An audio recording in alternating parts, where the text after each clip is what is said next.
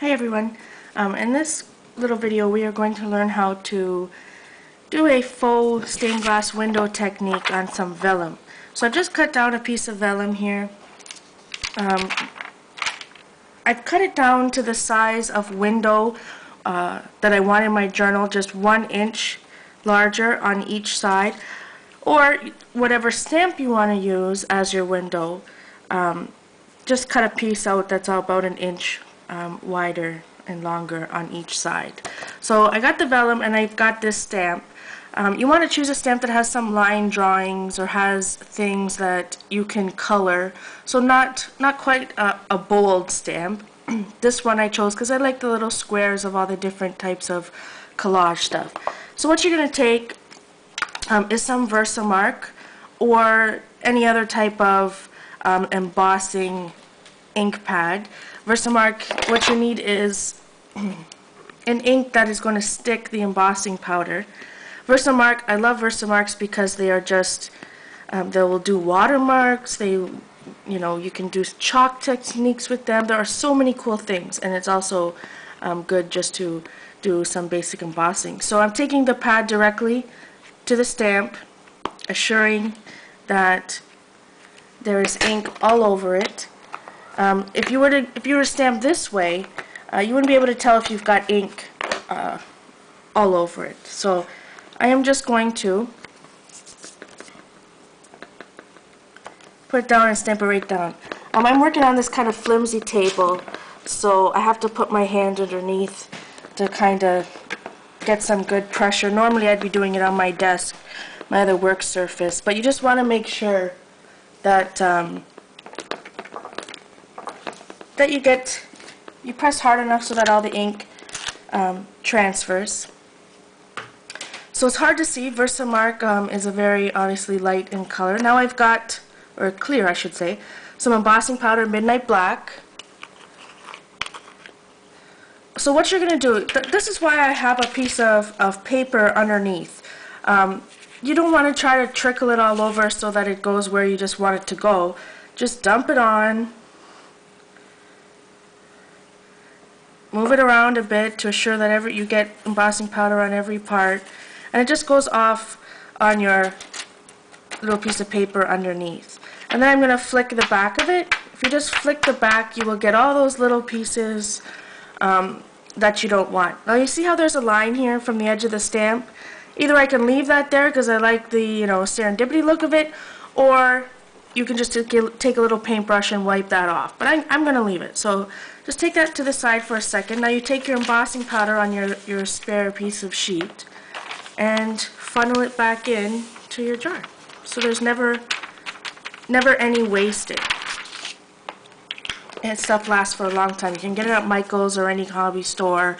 It comes in a ton of different colors. So now I got my embossed page.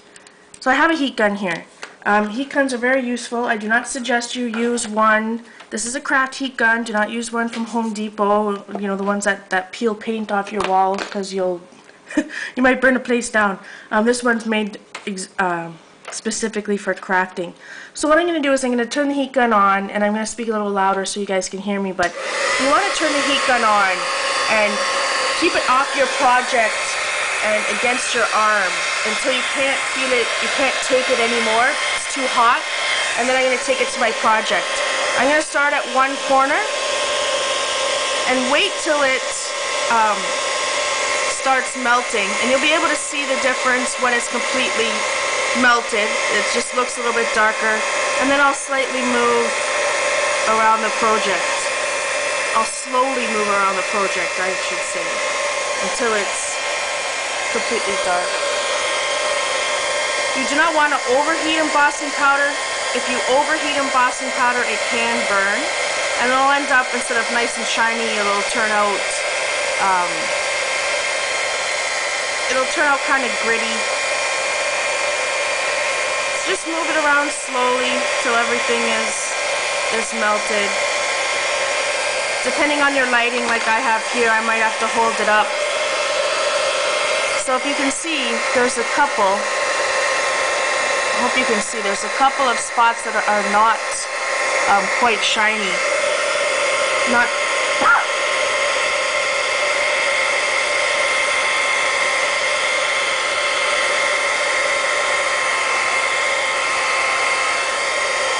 again. Just gotta move until I can get it.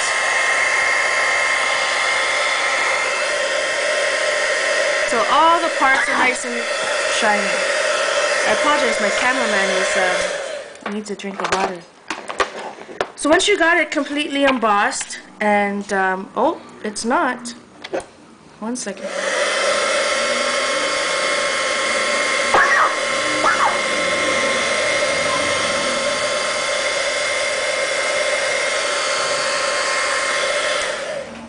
Alright.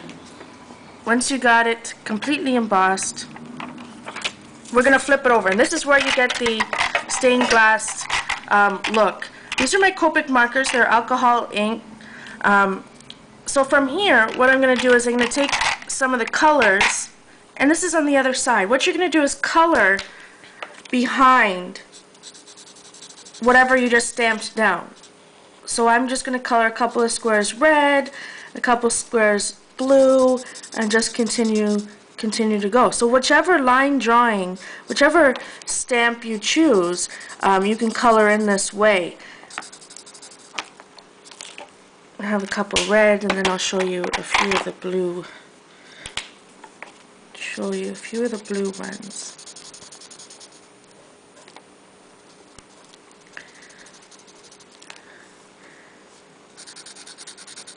Copic markers work wonderfully over vellums, so no need to worry about that. You can also use a multitude of different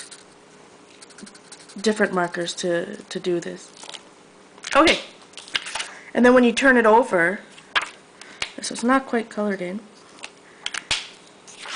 what you're going to see is the translucent color shining through. And you want to do it from the back so that you don't get in the way of the embossing powder. Very, very fun and very, very easy.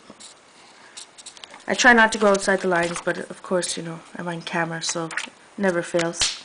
Alright, I'll be right back. I'm showing you how to incorporate. I'll finish coloring all of this and show you how to incorporate it into your journal. Thanks, everyone.